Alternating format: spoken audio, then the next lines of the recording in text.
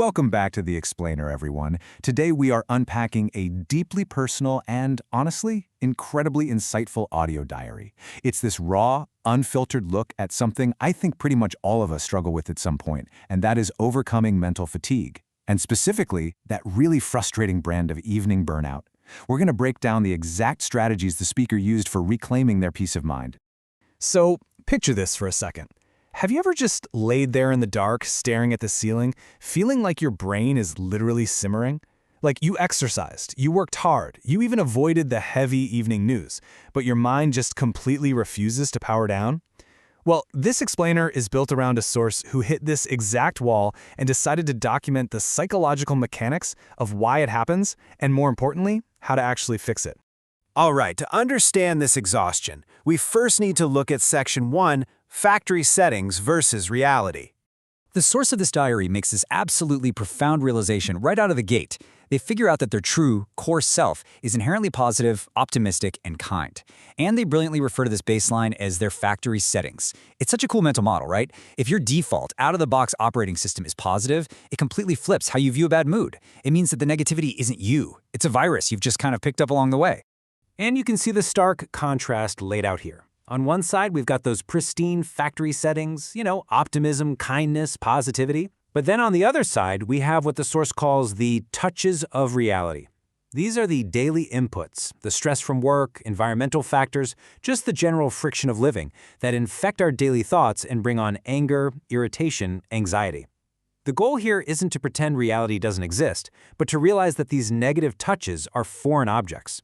They are not your core identity.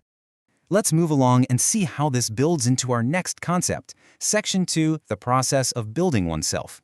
So the speaker introduces this really powerful idea called building oneself. And look, this is not passive at all. It is an active, deliberate process of aligning your internal state and your external reactions with a visualized ideal. Actually, it's more like a conscious daily grind to stop those external negative thoughts, those touches of reality, from setting up camp in your mind and becoming the words you eventually speak out loud. But, it is a constant struggle. The speaker shares a super vulnerable moment here. They describe this intense friction of recognizing that external anger is not part of their factory settings, yet still catching themselves gossiping, judging, or just speaking out of pure frustration. You literally tell yourself, hey, these aren't my words, this isn't me, but you blurt them out anyway. It's the ultimate battle between your core self and the environmental stress you've absorbed all day long. To combat this friction, they introduce a highly visual metaphor. Section 3, sorting thoughts like clothes. So, the big question is, if our head is filled with negativity that straight up isn't ours, we need a practical, immediate way to clean it out. How do we take that concept of building oneself and apply it the exact moment an anxious or angry thought pops into our head? Well, they pull this brilliant line, which was actually originally delivered by Julia Roberts in the movie Eat, Pray, Love, and they adopt it as a daily mantra. Choose your thoughts like you choose your clothes in the closet. I mean, just think about that for a second. You don't wake up and put on a shirt that makes you feel miserable and itchy, right? So why in the world would you try on a thought of anxiety or resentment? You have the agency to look at an irritating thought, decide it doesn't fit your factory settings, and simply leave it on the hanger. Beyond just mental filtering, we need physical anchors. That brings us to Section 4, the power of physical routine. To really lock this mindset in, the speaker built this absolute fortress of daily grounding habits. We're talking physical exercise, reading every single day, even learning a new language. And these aren't just casual hobbies. They are deeply ingrained routines that act as a physical shield against mental drift. When you're forcing your brain to conjugate verbs in a new language, or you're pushing your body through a tough workout, you leave practically zero room for those negative touches of reality to take hold.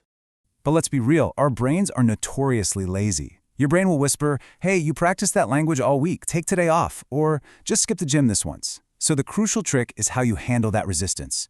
You have to ignore the thoughts and just physically start the process. Treat these habits like basic physiological needs like eating or breathing. You don't debate them, you just start the physical action, and the crazy thing is, as soon as you do, the mental resistance just vanishes. However, even with these robust daytime defenses, there's still a hurdle. Section 5, Evening Brain Overload. This is honestly where the diary gets almost painfully relatable. The speaker describes lying in bed and their brain is practically boiling with unspent mental energy. They literally write, "The head is boiling." And the most frustrating part? They did everything right. They sorted their thoughts, they exercised, they avoided heavy news. They even tried lying there focusing strictly on breathing exercises. And sure, it helped them fall asleep eventually, but that underlying boiling sensation, it remained. Why is the mind still racing despite all this? This brings us to the final realization. Section 6, Information Detox and Reset. The speaker eventually uncovers this hidden drain on their mental energy. And guess what? It's that seemingly harmless, quote-unquote, light content. They realize that spending just a few minutes scrolling through humorous, easy content on Instagram in the evening was secretly straining their brain. We always trick ourselves into thinking that short-form videos are a way to wind down. But all that rapid-fire context switching, it's completely exhausting for your cognitive load. It is the exact fuel that keeps the mind boiling long after the screen goes dark.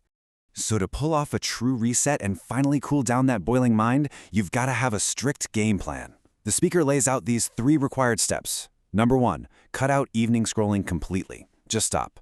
Number 2, limit your general information consumption, even the good educational stuff, to the first half of the day so your brain has hours to digest it. And finally, when the boiling gets way too intense, plan a prolonged physical disconnect.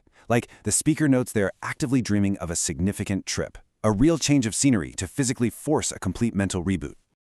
So as we wrap up this explainer, I want you to turn this lens on your own life. Take a hard look at your evening routines. What digital habits are you calling relaxing that are actually secretly exhausting your mind?